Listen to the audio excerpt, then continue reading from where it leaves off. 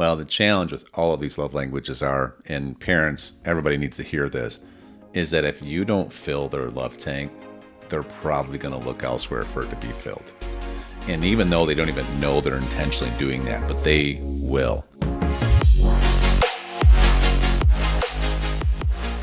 Hello, everyone. We are Greg and Jackie Francis, and welcome to High Performance Parenting, where our passionate goal is to encourage you to raise champion children in a crazy world. Every week, we will bring you multiple episodes from our extensive experience of raising our six happy, healthy, successful, godly kids who are confidently equipped to win big in life. We deeply believe that any parent who is provided with the right knowledge and continual support can raise amazing kids. And when they do, all of our futures get better. If raising up future generations of absolute champions matters to you as much as it does to us, here's how you can contribute. Like and share this podcast with everyone you know. And together, let's embrace this journey of raising champion kids in a crazy world. Hey guys, welcome back to podcast episode number 7. We're super excited to be sharing with you guys again today about the 5 love languages for children.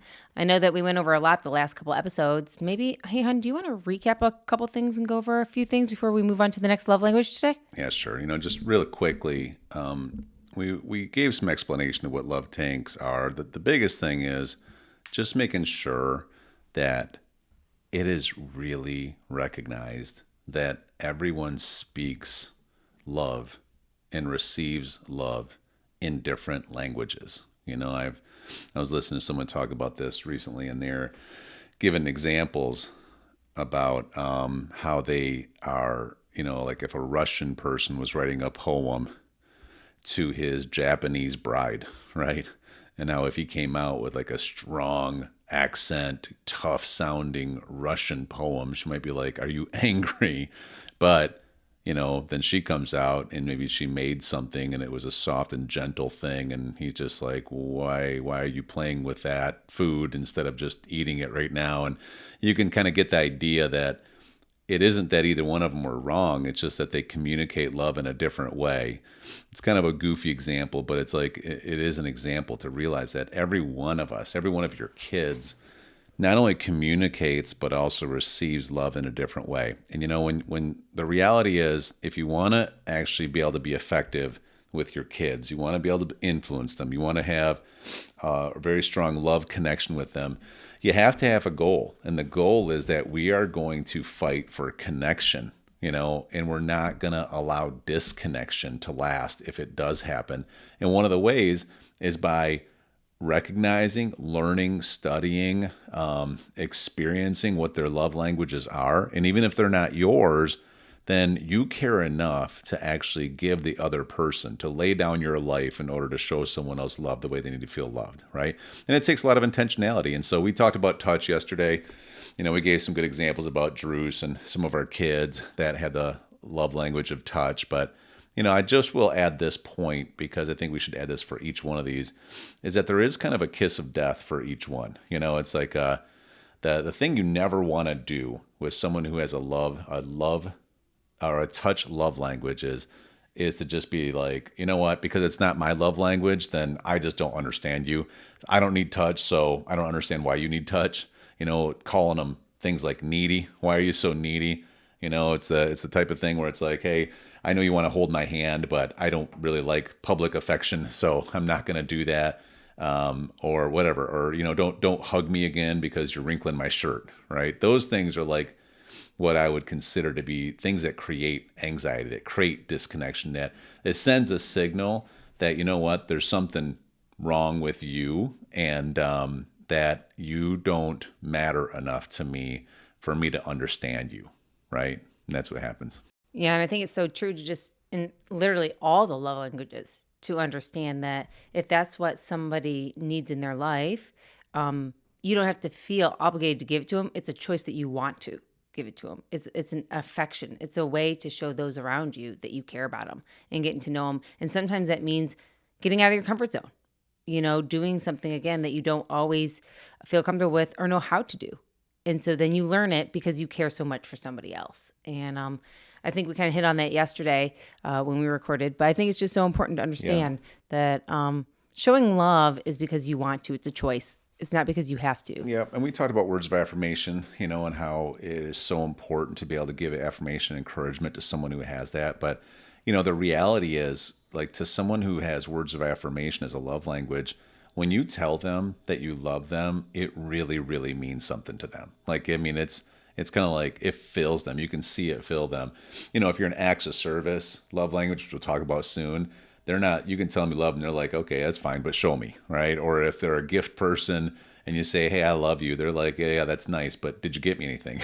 If you're a physical touch person, it's like, yeah, I appreciate you saying you love me, but will you hug me right now? Right. And it's just different. But a words person, it matters. And, I will say the things you got to be careful of with a words love language is that you realize that handling criticism and negativity are harder on a words of affirmation love language person than they are on people with other ones, right? And so you have to be a little bit more careful. You have to be a little bit more selective to actually do, to sandwich your criticism. It's like, here's a positive thing, here's a thing I need you to work on or fix, and then here's another positive thing.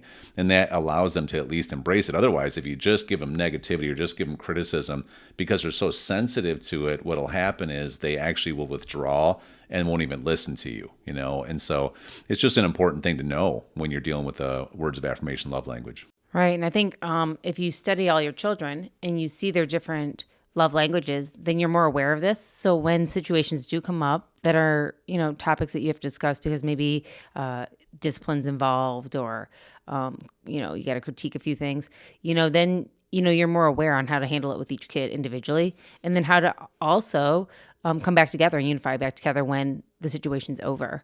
I know for one of our kids, their strong words of affirmation too.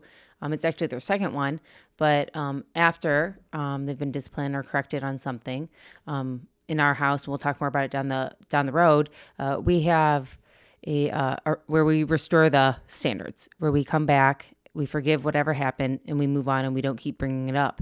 And when something happens, I'll say, you know what, I restored the standard. Everything's great. And our kid will say to me, I always love hearing that. I'm so happy you just said that, Mom, because they're waiting to hear that. While another kid of ours would just be like, if you gave me a hug, then I'd know everything was okay. Right. Or if another kid said, as long as you would spend some time with me and maybe take a walk with me, I'll know everything's okay. But in their minds, they need to be able to understand and feel the love that we have for them. And I don't think there's any parent that doesn't love their kids at all. I just think we don't always know how to show them it so they feel it. Mm-hmm. You know?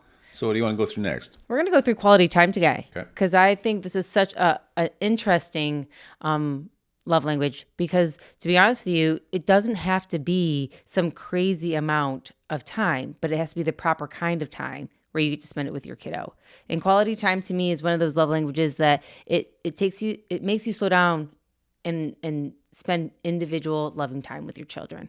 And for those that are quality time, you understand what that means. It doesn't have to mean that you go to a special event together, or you went out to a special meal together, or that you have to even go do anything huge. Sometimes it's sitting across the table from each other chatting. Sometimes it's coloring with your child. Sometimes it's just sitting reading a book together. Sometimes it's playing Play-Doh with them. Maybe sometimes it's taking a walk with them. It can be bigger things, but it doesn't always have to be that. And it's slowing down enough to look them in the eye, talk to them, hear what's going on in their life, and allowing them to open up to you. And that gives them the time and need they want.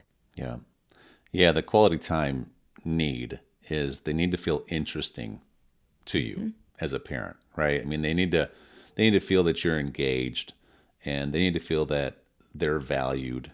They need to, they feel loved when you show interest in whatever it is they're talking about or they're doing or they're working on. If they want to go do something out in the yard, they want to go throw a ball, or they want to garden with you, or they want to go for a walk, it really isn't about the ball throwing and the gardening. It's about the fact that you're going to take some time away from anything else going on in your day, and you're just going to be dedicated to just being with me. And it's huge. And like, if you ever come across a quality time love language, typically you can walk in a room, like I see this with one of our kids who has this, and can walk in a room, you haven't seen them, and it's almost like they'll walk in and they'll have a machine gun of things that they want to tell you about. It's almost like they're thinking, I have so many things that I want to share with you that I want you to know about me right now because I want to feel valued, that they will almost maybe just fire things off without really paying attention to your situation when you walk in the room. You know what I mean? And you have to be aware that this is just part of their love language. So, it has nothing to do with them not caring about you. It just has everything to do with they care how much you value them. And the things that I think you don't want to do, you have to be careful of when it comes to, this love language is when you just choose to just say, I just don't have time or I'm too busy. And that's consistent. That's like the dagger, in their heart. It sends a message that, I'm not interested in what you're talking about, so I'm not interested in you. If they're trying to tell you something, but you're half on your phone, it's like, it's like, I think some people will make the mistake of thinking, oh, we'll spend some quality time. We'll sit down and we'll watch some TV. So we're watching TV in the same room together. But the reality is that's not quality time for a quality time person at all. I can totally relate because I'm a quality time person. We as a family can be all together, and if we're watching I'm not necessarily a TV watcher or a movie watcher or anything like that. And to some, that's like spending time together and they're having fun in the environment. Me, I'm like, so can we go do something that is just one-on-one eye contact, fully allowing me to just express myself. And I see that with a lot of our kids, where it's like many times they want to be able to have that one-on-one individual where you look them in the eye and you are interested in what they're interested in. And sometimes, some of the things that kids are interested in, you might not fully understand. You might not be fully interested in it, but you're interested in your child. Yeah.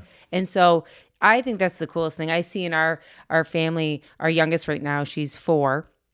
And what she's interested in are things like dolls. She loves to play with her dolls or to paint or to color or to maybe go to the park or something like that, go swimming or something.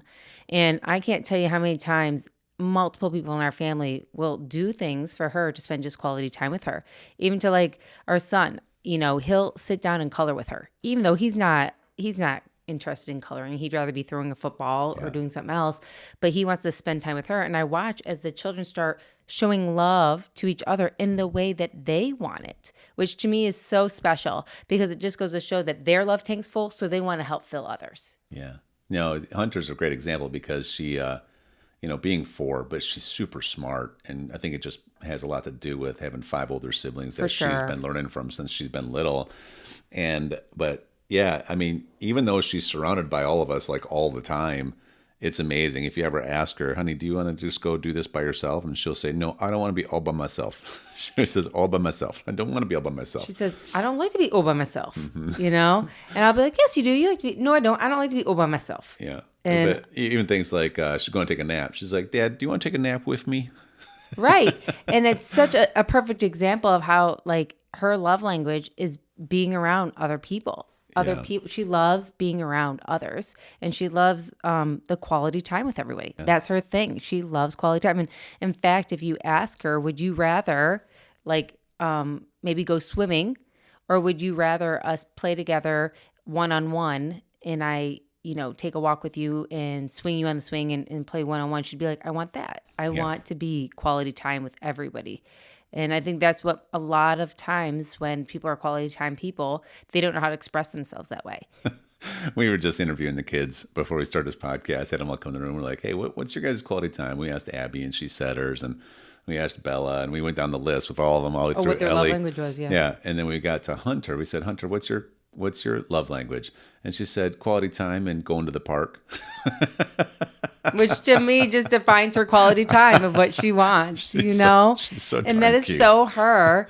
And then she'll say, okay, and after that, can we go do this? And can we do this? And can we go do this? Because she just wants to keep the quality time going. We asked Bella, and her first one she said is sweets. Well, we call her BB Sweets because she enjoys her sweets, and she makes a lot of sweets. Oh my gosh, her kid loves eating sweet stuff for sure. And she is as thin as a rail. It's amazing. She's so sweet. She is sweet. She's BB Sweets. But Bella is quality time as a primary. And I mean, things that I've noticed over the years with her is, it'll be something just, again, as busy parents, how do you fill love tanks of your kids? Well, it's simple things. Like, for instance, anytime I got to make a quick run up to the store to get a gallon of milk or something, or you got to go somewhere, who's like the first kid we're probably going to offer that to? It's going to be Bella. But, because we know that we got to go there anyways. But if I go there and I hold Bella's hand and I let her play our Christian music and choose the songs, and we just kind of talk. And she talks like crazy, and I have to stay off my phone, and I have to just be, Present. present Yeah, you with gotta be her. present with But her. it can literally be a 10-minute trip, and she's like a different person One because with that quality time. And like, how many times have I asked her? And in our house, it's usually like, hey, I'm going to the store. And Bella's like, Dad, I'll go with you. And I'm like, okay, great. And then I'll have another kid come up. Where are you going? Hey, I want to go. I want to go. I want to go. And if one other kid is going to come, usually she's like, you know what? Maybe I'll just stay home. That's right. Because to her, again, quality time is that, and again, I can so relate to that because that, again, is the importance of understanding you want somebody's undivided attention, even if it's only for 20 minutes. Yeah. It feels like, and I think that that's a perfect example of when you have, like in our situation, multiple children, that when you are going to go do certain things and you haven't had that time to show maybe Bella individual love, you say, no, you know what? So and so and so and so, I'll take you next time. But today's my time with Bella. And to make that special to her, because the other kids would come along, they'd have a good time just to come. They're hoping that you'll buy them a candy bar along with whatever else you're picking up and maybe a donut. For sure. But you can feel their love language also doing something else, or I can, vice versa, if one of us aren't with the child that we're trying to spend time with. Yeah. So it's an important one. I love quality time because I just really think it allows all of us to slow down. All of us need to slow down sometimes. We are all moving so fast in today's world. We need to all be able to put our phones down, put our computers down, turn off the noise for a while. And whether, that love language specifically is your child's or not, I think everybody sometimes just needs to put the stuff away for a while and be looking at each other and enjoying real time together. So. Well, the challenge with all of these love languages are, and parents, everybody needs to hear this, is that if you don't fill their love tank, they're probably going to look elsewhere for it to be filled.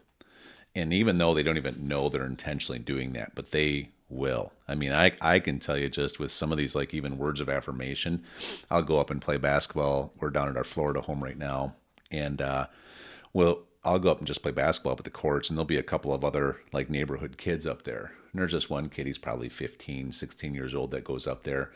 And the first time I was around him, he was kind of acting up a little bit, impressing his other little friends. But, I took a few minutes when we were playing ball, and I'm just like, hey, you did really good on that shot. Or you did really, I just started throwing some words at him.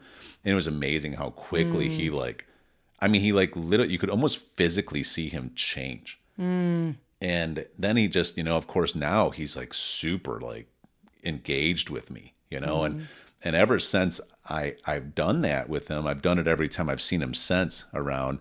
I always make sure I just say a positive thing about him. Like I just saw him walk in the building the other day from the gym when I was there. His name's Sal. And I'm just like, hey, Sal. He's like, hey, what's going on? He's really happy to like see me for a second. And I just said, dude, you must be you've been in the gym quite a bit. You look like you've actually gotten a lot stronger since the last time I saw you, and he was just like, wow, thanks, and he walks away and you can tell he's walking like a foot taller, but you can see there's an example of probably some really great parents who maybe don't understand this concept of love languages. Right. So Sal, even though he's in a good house, he's got well-intentioned, great people, but he's walking around with an empty love tank. And it can be a little dangerous. I mean, just think about that. It would be really probably easy for me to try to pull him into a relationship with me. And if I wasn't a good, healthy guy who understood boundaries and stuff, that could be a bad thing. So point is, you got to really work to fill these love tanks and learn the languages your kids need to be expressed their love in, because it matters. And one thing just to end on that note is one of the things to be careful of with specifically quality time is anytime you would maybe hold that from your child because they did something wrong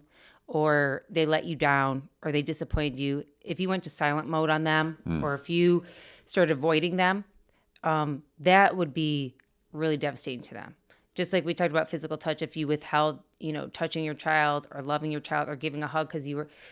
Quality time is about, slowing down to appreciate. So if you stopped looking at your child because you were so angry at them, or you stopped talking to them, or you stopped wanting to, have time with them, that would be devastating to them. They would be a whole different person. They would not feel confident in love. And I know that for a fact because whenever arguments happen, people that want quality time naturally want things to kind of go back to how they were before the episode happened. Yeah. Like they just want to know everything's okay. Because can we just go back how it was before? Right. And sometimes they'll even avoid conflicts because they don't want somebody to take away that quality time with them. So it's so important to remember that one also.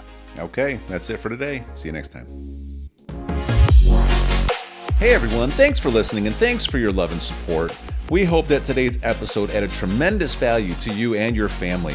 It would mean so much to us if you would partner with us on our mission of helping parents around the globe raise champion children in this crazy world. To do so, simply take a moment to like and share this podcast with everyone in your network.